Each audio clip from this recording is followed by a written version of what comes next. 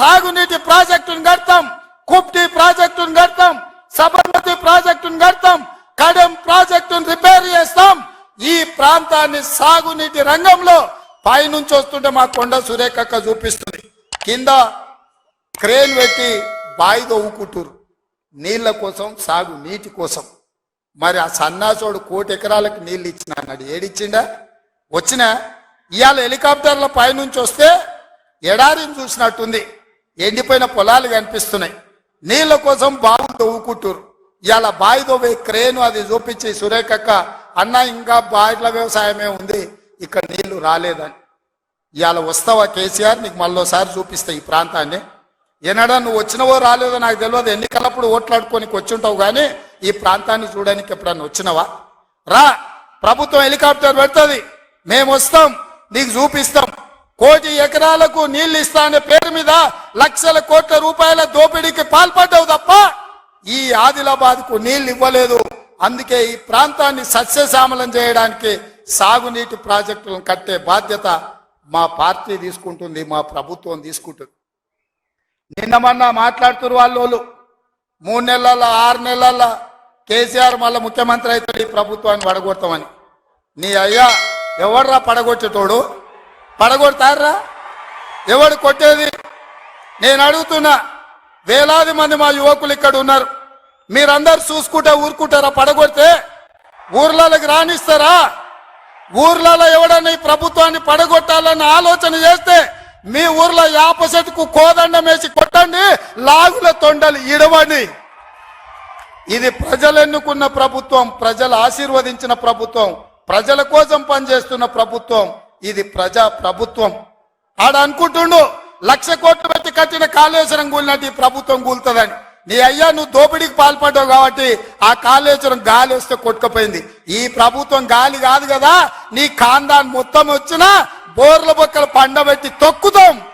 ఎవడని ప్రభుత్వం పడుతుందనో 6 నెలలకో 3 నెలలకో కేసీఆర్ ముఖ్యమంత్రి అవుతాడని చెప్పిండంటే మూతి పండ్లు రాలుతాయని నేను చెప్పదలుచుకున్నా.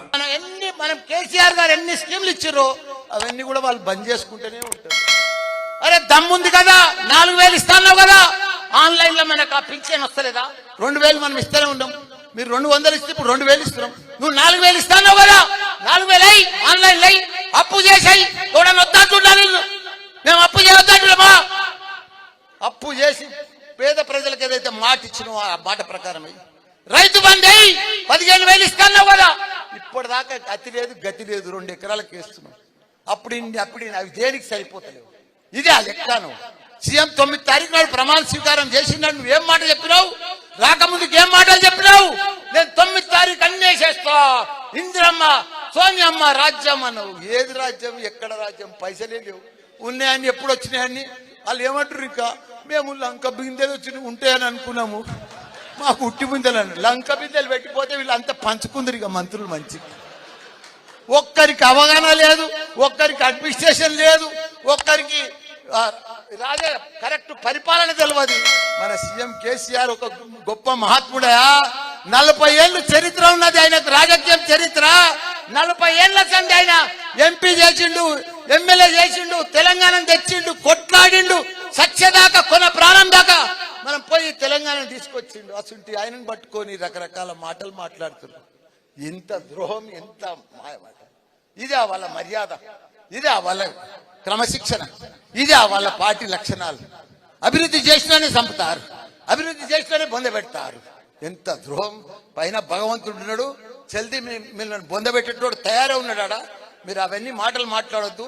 మీరు ఇచ్చిన గ్యారంటీలు ఇవ్వండి, మేము ప్రజలలో ఉంటాం. తప్పకుండా వాళ్ళ మీద వీళ్ళ మీద కేసులు పెడుతున్నారు, కేసులకు భయపడం. నేను అక్కలు చెల్లెళ్ళు మీ అందరికి కూడా నేను వాచ్మెన్ లెక్క పనిచేస్తా, మీ ఎంబడే ఉంటా.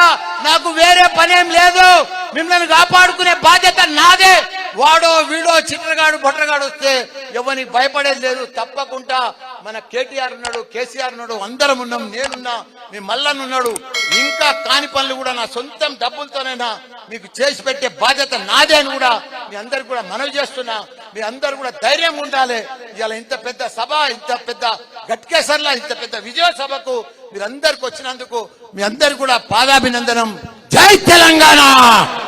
ఇప్పుడు మన పెద్దలు గౌరవనీయులు డైనమిక్ లీడర్ మన కేటీఆర్ గారు మాట్లాడవలసిందిగా కోరుతున్నా. అందరికి మంచి